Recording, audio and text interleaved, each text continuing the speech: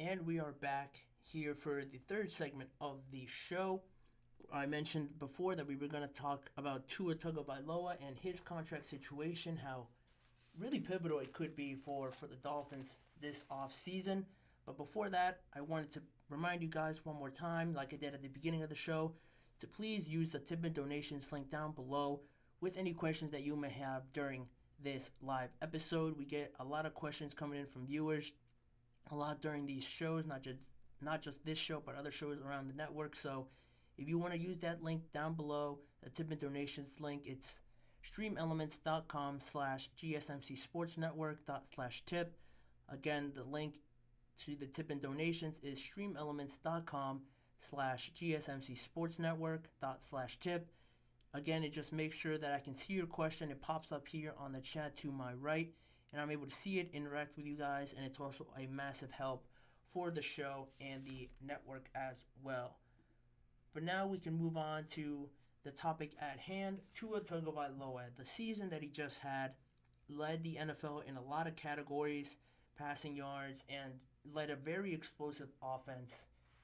Again, ushered, if you would like to say that, helped out a lot, illustrated by Mike McDaniels and his mind, his creative mind. But yeah, Tua had a great season, the best season that he's had as a Dolphins quarterback, probably the healthiest he's been. And it all looked pretty well for the Dolphins. The only caveat is a lot of people would say that in the bigger games, other than that game against the Cowboys on Christmas, that they just folded. They didn't play up to their expectations. Tua especially didn't play well. When it got, everyone's thinking about when it gets colder in those playoff weather months. His arm's already not great, so in those colder games, he just shrinks a little bit more, and you get results like you did against the Bills to end the regular season, and then again in the playoffs when they faced up against the Kansas City Chiefs. But Tua's contract stance as it lives here today is that the Dolphins picked up the fifth-year option on his contract, on his rookie contract, gave him a fully guaranteed salary of $23.17 million for the 2024 season, with no security after that next year. So this coming season is that fully guaranteed salary, and then 2025, there's no security on that. So it's really up to the Dolphins of what they're going to do, because the quarterback market as it stands now is set at $55 million, with Joe Burrow getting that. Obviously now he's the highest paid quarterback on a average salary per year basis. I mentioned Joe Burrow. I just said Joe Burrow, so that obviously brings up other quarterbacks that were drafted along with him. Justin Herbert also got his extension at $52.65 million, and Lamar Jackson as well got his extension almost about a year. Last year, he actually got it an hour before the draft. Last year's draft, standing at $52 million as well. So those three quarterbacks that I just mentioned are in the prime of their years or heading into the prime of their years, and they all got paid. They're all competing against Tua Tagovailoa, and the top four highest paid quarterbacks are in the AFC. Number 5 is Justin Herbert, Jalen Hurts at $51 million, but the top four are all in the AFC. Herbert and Burrow were drafted with Tua, just picks away from each other. So that brings up the question now: does he also get that? Does he believe he should get that because of where he was selected? The season that he just had, obviously the best of his career, led a lot of categories in the NFL. But that's the discussion, right? Does he deserve this money? And I think after doing my research and hearing what others had to say on various networks, I think that I don't think you can pay Tua up to that just because of one good year. I think those other guys have had more success in multiple consecutive years. They give you more reasons to believe in them compared to Tua because of the injury history that's followed him since college. He got hurt a lot in college, and that followed him into the league. Of course, he had that scary injury with the concussions and the skepticism, speculation around that. that's a very serious thing. You can't take risks on that, and you don't want to put limits on them and think that, oh, we're not going to give them this money because of something medical. But that's something the team has to consider when they're thinking of their long-term future, because if he's not going to stay healthy, if he's going to have these issues with just really medical, because he's from my expectation of him, from my estimation of him, he seems like a great person. He's always saying the right things. He's never in the media for some hot take that he says. He doesn't have his own podcast like most of these guys do.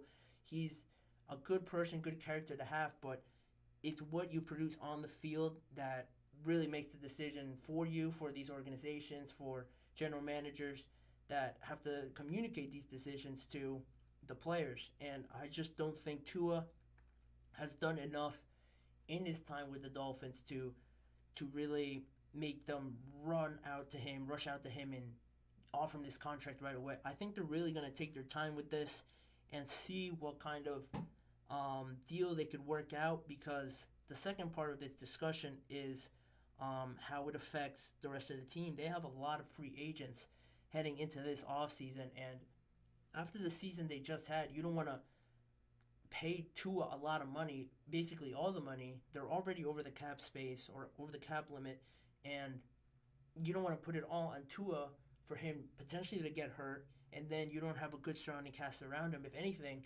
if you take the surrounding cast around him after the guys I'm about to name, it could put him at a higher risk of getting injured, because some of the guys that will be free agents are going to be Christian Wilkins, their star defensive lineman, Jerome Baker, their starting linebacker, Andrew Van Ginkel, the other starting linebacker, and the two most important ones for Tua or for a good quarterback are Isaiah Wynn and Robert Hunt on that offensive line.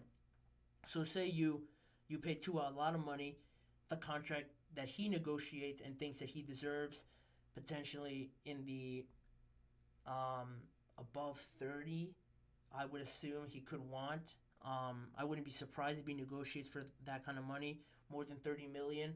I don't think he'd push to close to those guys. I mean, would it surprise me a little bit? But I just don't think he could negotiate for himself with his agent and say that he deserves that money. I just don't see him doing that. I think he could negotiate or try to negotiate as much money as he can for more than 35 million, but I wouldn't be surprised if the Dolphins rebutted that and said that you're going to have a $20 to $25 million contract, around the same as some of the guys like Geno Smith, Derek Carr, or something like that. And it's basically going to be on like a prove-it deal. If you could stay healthy, if you prove it to us that you deserve more money, we could, negotiate something where you could potentially earn more than that through bonuses or something like that, incentives that they could work out in the details of this contract. But I just don't see the Dolphins really throwing it all on Tua, because of, like I mentioned, he's not. If he stayed healthy and that was just out the window, you didn't have to worry about that. You still have to think about those moments where he just didn't live up to the expectation against the bigger guys like Patrick Mahomes in the playoffs, Josh Allen twice. They lost to them at home and on the road. That last one being the most crucial. It was going to determine seeding, and they lost. I know there were some players injured, but they still had a chance, and I just think they didn't capitalize on some of those moments. The Dolphins did, and there was just other games as well where it just felt like in some moments Tua either didn't make the throw or he made a wrong read, and it was just all thrown off, because he's very much like a rhythm and timing quarterback. He's very good at doing that. If everything's on time, he's very precise, very accurate with the ball. But at times, you don't get that improvisation factor that you get with Patrick Mahomes, Josh Allen, Lamar Jackson, that they're able to use their legs, extend the plays, make magic really out of anything. You don't really get that with Tua, because athletically, to me, he's not at that level with them.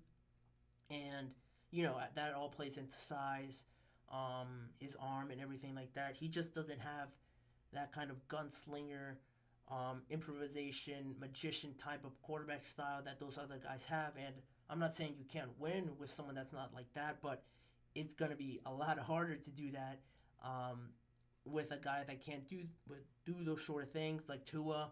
Other quarterbacks around the NFL just have great rosters, but if you don't have that one piece that's not bailing you out in some instances, but isn't really the catalyst for winning, it's hard to do so.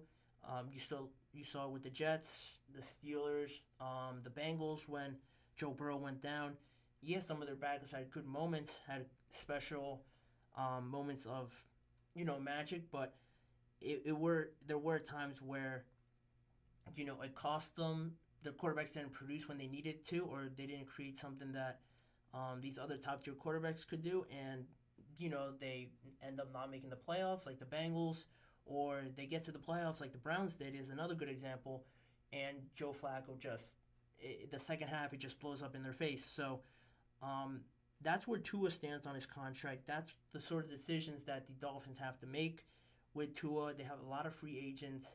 If you want to argue that they're more valuable than Tua, that could be your opinion, but that's just the tough decisions the Dolphins, Mike McDaniels, and the whole organization has to make, because they have to get the quarterback right, and they have to have a good supporting cast around them to compete with these other teams in their divisions and in the conference. So it's going to be interesting to see where that starts, where it leads off, how long into the offseason this all goes.